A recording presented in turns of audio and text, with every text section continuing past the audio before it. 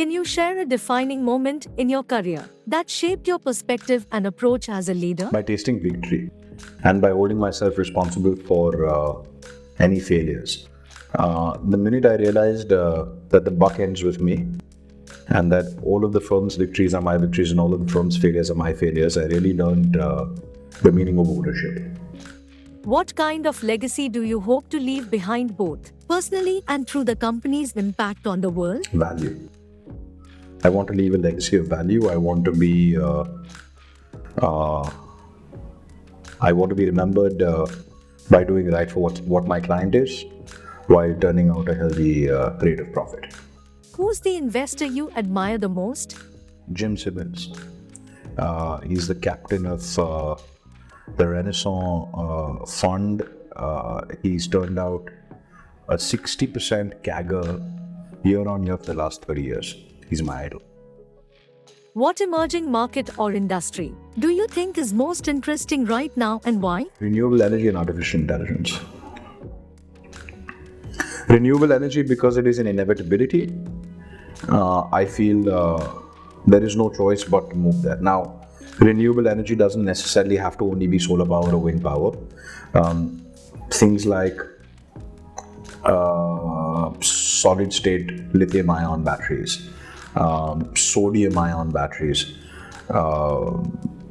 There's a lot of development going on there that will very really change and very tangibly change the way we live our lives right now.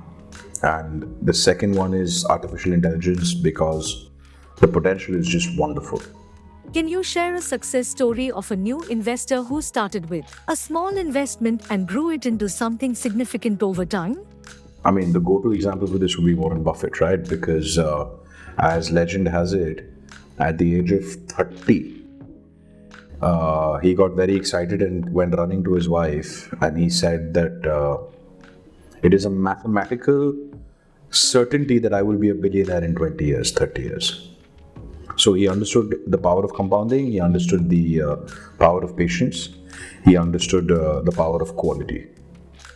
What's the most unusual stock investment opportunity you have come across, and what did you learn from that experience? One that will cut close to home for a lot of senior investors is the opportunity to invest in the NSEL, which is the National Spot Exchange, where they were pretty much guaranteeing 18%, right? That was too good to be true. And eventually that failed, as all of us know. So the lesson that I learned is that if something is too good to be true, it probably isn't. StoxBox is different from the BP Wealth model. What made you make the switch? So as you know, BP Wealth is geared towards the larger HNI clients with a lot of services and a lot of hand-holding. One thing that we realized was that there was a big section of the investors who were very underserviced, not in terms of technology or platform, but in terms of advice, right? And good quality, profitable advice.